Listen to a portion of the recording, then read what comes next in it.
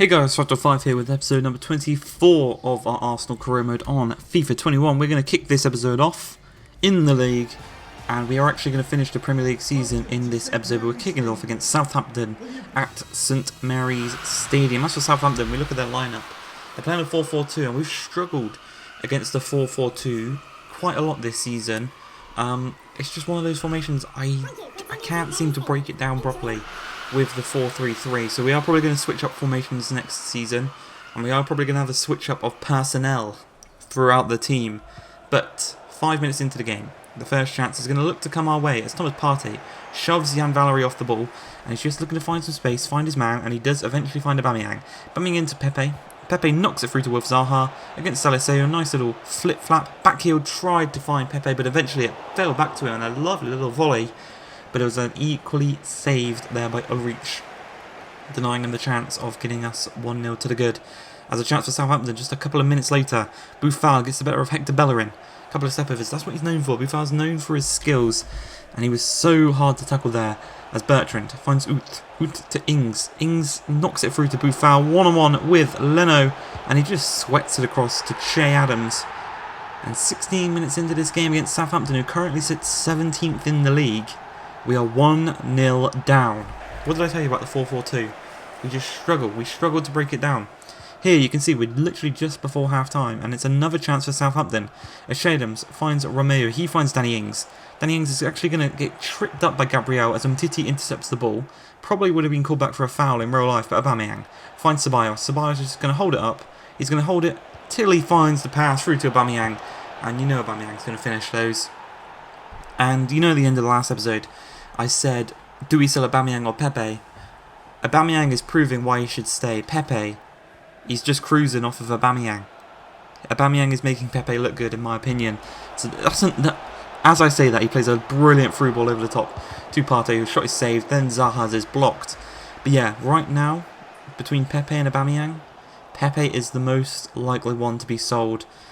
And because of the formation change, he probably won't be used next season, even if we do not sell him. But Aubameyang gets us back in front. This is what I'm saying. You cannot sell the man who scores 20... I think he's got 24 goals now for the season. With that one there just scored. You cannot score someone that gets you 24 goals a season. It doesn't make sense. As we have a chance here with Wilf Zaha. Just turning on the flare against Jan Valery. He's keeping possession. He's flicking it up. But eventually Romeo gets a tackle in, but Guendouzi keeps the attack alive as it's played through to Pepe on a stronger left foot. Nicely saved by Ulrich as Vestergaard gets the ball away, and we can't really do anything from that as Danny Ings loses the ball out to Umtiti. We've got a counter-attacking opportunity here as Thomas Partey finds Aubameyang. Aubameyang finds Ceballos. Ceballos through to Pepe. Pepe's got no one near him. Bertrand is so far behind on his stronger left foot. Straight out the goalkeeper. This is what I'm talking about. This is what Aubameyang would have scored that. But you live and you learn. But in this game, you know, Southampton are fighting. They want to get out of the relegation zone. Gabriel's pretty brave to go in for a tackle like that when he's on a yellow card. As Tierney plays the ball up to Zaha. Zaha knocks it through to Aubameyang. He's quicker than Salisu. He's quicker than Vestergaard. He's one-on-one with Ulrich. He's already beaten him twice, and he goes and beats him a third time. The match ball will be coming home with Pierre-Emerick Aubameyang. And what an end to the season this guy's had. He had a brilliant start, an iffy middle. It wasn't poor, it wasn't amazing, it was just an average middle. And then the end of the season he's come on and he's just been absolutely brilliant. It's another match ball for the captain, Pierre-Emerick Aubameyang. And I can guarantee he'll probably get more goals next season in the new formation I'm going to try and switch to. As Danny Ceballos comes to us and he says that he's enjoyed his loan spell here and he hopes he can make his deal permanent. We say back to him, it's really been really good having you here. You've settled in well with the other lads, and I'm hoping we can bring him back. He is going to be the #1 signing that we try and make next season, Danny Ceballos, and hopefully Real Madrid and ourselves can agree to something. He's an 85 rated, so he might be worth quite a lot of moolah, but I have faith. I have faith that we can get him. You can see we have a lot of players on yellow cards here, so if they get a yellow card in this game, they will miss the next match through suspension. As for West Ham, then 2 CDMs in Soucek and Declan Rice are so difficult to get past. Like, if you've played West Ham and they've had them 2 at CDM, you know how hard it is. as the first chance is going to look to come our way, as we had a free kick, but it looks as if West Ham are going to counter us, but thankfully for ourselves, Guendouzi steps back into the defence and intercepts the ball really nicely. Ceballos goes to the diving header, and he dives underneath Randolph, who does eventually catch the ball. But this game, it was just trying to get past Declan Rice and Soucek, and then trying to get past the West Ham back line, and it was such a struggle. As Martinelli has the first real chance of the game, it was a shot straight at Randolph. They do get the ball away, you can see that. They dominated possession, we had 2 shots on target, they've had none. They've prioritised holding the ball instead of having shots, as Ceballos knocks the ball through to Martinelli. He looks to go one-on-one. Can he replicate his goals from throughout the season? No, he outside the boots it. He goes out for a corner. And you just know when stuff like that happens, it's not going to be your day. And you can see the final whistle is blown. The score is going to be 0-0 against West Ham at the Emirates. And you can see they had no shots on target. They had the best possession. And the chances really were thick and thin. We couldn't really find any. As we go into the game against Burnley, the penultimate game of the season, we head to Turf Moor, ready to take on Burnley. And you can see once again it is a 4-4-2, trying to take us on. And as I said, against Southampton, we struggle against the 4-4-2s. It's just something about him. We can't really break him down. But if Aubameyang's feeling it, we're going to win. That's all I know. That's all I know this season. As Martinelli comes in and replaces Pepe, as you can see, that's probably what's going to happen next season as well, should we sell Nicolas Pepe. But 6 minutes into the game, Aubameyang goes for an audacious overhead kick. The referee calls him out on it. He gets a yellow card. And as you may have seen in the pre-squad lineup, Aubameyang was 1 yellow card away from a suspension. So Aubameyang will miss the final game of the season against Crystal Palace through suspension for picking up too many yellow cards. It's pretty annoying, but if we win here today, we secure ourselves Champions League football. So if Aubameyang can make an impact in this game, which he's going to have to do now, that after we go 1-0 down to Burnley through, is that Chris Wood or is that... I think that's Chris Wood, number 9, I think it's Chris Wood. 40 minutes in there, chance coming our way. Maitland-Niles has come in to replace Thomas Partey, who's just not been the best since coming back from injuries, just trying to get his sharpness back. And I think playing Maitland-Niles, who already has his sharpness, just for the remainder of the games, is the best thing to do. As Martinelli, proving why he is better than Pepe, tucks the ball into the back of the net, gets us back onto level terms. He's just so good. He is, with the sale of Willian next season, Martinelli will be getting the number 11 shirt, and he will be starting in the first team. So, Pepe, we wish him goodbye. He's had 2 seasons here, and they've been okay. They've been okay. Obviously, the season before we came, he had a season here, and the season we just had here, it's been okay, you know.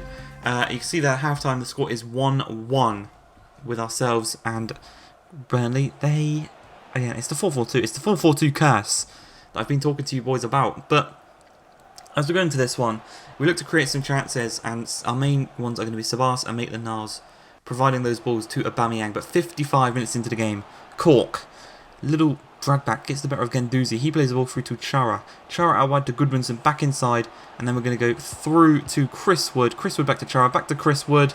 He looks to get the better defence. He does so really nicely. Tucks it past Leno, and Leno's had an awful time as of late. He's been really, really poor, in my opinion, and Burnley go back in front 2-1. With 15 minutes remaining in this game, Goodmanson's played over the top. He's got another chance to make it 3-1 and just kind of put the final nail in the coffin, thankfully for ourselves. His pass is poor and it finds Kieran Tierney. He finds Maitland-Niles. We've got a counter-attacking opportunity here. He can either go for Zaha or for Aubameyang. Eventually he finds Aubameyang quicker than the back line. 1-on-1 with Nick Pope. We know he's a deadly finisher. We know he's going to score those 9 times out of 10. And he does so there, getting us back on level terms, 2-2. And from Burnley's kickoff, they got a chance here. We need to high press, we need to get the ball back, and we need to score. As Chris Wood looks to charge at us, he looks to get past Guendouzi. He struggles, so he's forced to pass back. Aubameyang nicks the ball, knocks it through to Martinelli, 1-on-1 with Nick Pope, and he tucks it in at that near post. And just like that, just like that, we make it 3-2. We pick up all 3 points against Burnley. We confirm ourselves into Champions League football. Could it go any better? Could it go any better? Twice we went down, twice we came back. The resilience of this team was really, really good. 3 points coming home with us. Champions League is secured. And obviously you saw that Aubameyang did get the suspension for this final game of the season against Crystal Palace. So we will show you the lineup that we are sending out there today. Palace are playing a 4-4-2. Why do we have to come up against so many 4-4-2s? You know, I've been saying we struggle against it, but we beat them 9 times most of the time. But we look at our lineup here. We have got a pretty rotated lineup and a new formation, a 4-2-3-1. But you can see we've got Ben Mertens, Ibrahimi Matthews, and Riley Cockburn up top. And 10 minutes into this game, Ben Mertens out on this right-hand side. He's going to knock the ball through to Hector Bellerin. He's got 2 men in the middle and 1 man arriving at the back post. Cockburn jumps. He can't quite win the header as Tierney comes to pressurise Ayew. He plays it into MacArthur. MacArthur looking to get past Guendouzi. He puts it back to Ward. Ward loses out the ball to Guendouzi. He's going to knock one through to Martinelli. One-on-one. He tucks it in at that near post. That is goal number 19 for the season for Gabriele Martinelli. And that's as a slightly rotational player. He's obviously playing more games than he doesn't. But he's not starting every single game. He's coming on as a substitute in most of those games. And it's just so good to see. He's got 19 goals coming off the bench and starting the odd game here or there. And he's got another chance here to make it 2, but he hits the post. That far post hits it and it goes out and they clear it away quite nicely. And it's still only 1-0 to ourselves. You can see also David Luiz might be playing his final game for Arsenal here, as we haven't extended his contract. But he is yet to sign with anyone, so he has actually said he's considering retirement. As Martinelli through past the back line, he's just going to dink it across. And Ibrahimi Matthews, the youngster making his debut here today, makes it 2-0, doubles our lead. The young centre attacking midfielder playing like Mesut Ozil. He's obviously looked up to him since being in the academy. And that is 2-0 to ourselves. And this front 4 really isn't playing too bad. As Cockburn's got a chance here as he knocks it through to Martinelli. Got the better of Joel Ward, who's just not quick enough to deal with Martinelli. Hit the post the first time he tried that shot. The second time he puts it into the back of the net. 3-0 now against Crystal Palace. Martinelli with 2 and Matthews with the other. As we go into the second half, this game is all but confirmed coming our way. 3 points. Just a great way to end the season away from home at Selhurst Park as Matthews knocks through Cockburn. He's got the better of Scott Dan. One-on-one with Gaeta. Strikes it straight at him. For someone that's been training with Aubameyang, that finishing is piss poor. As Matthews tries a little Ozil-like dink into the box, but it doesn't quite work out as Cockburn loses that header and Borre takes the ball. And he's got a chance here for Crystal Palace as he knocks it through to Benteke. Benteke gets the better of Gabriel quite nicely actually, and he dinks one over the top to Jeffrey Schlupp.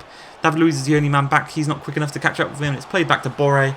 First time past Leno, and that's going to be another game without a clean sheet for Bernd Leno in this just a run of poor games. We've got to hope he can get his form up, ready for the game against Leicester in the FA Cup in the next episode. But a poor throw out there, and that Milejovic has the possession of the ball.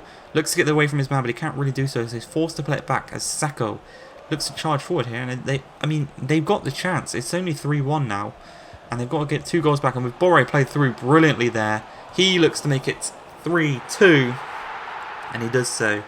He makes it 3-2. Now we've got a few minutes left in this game, ready for them.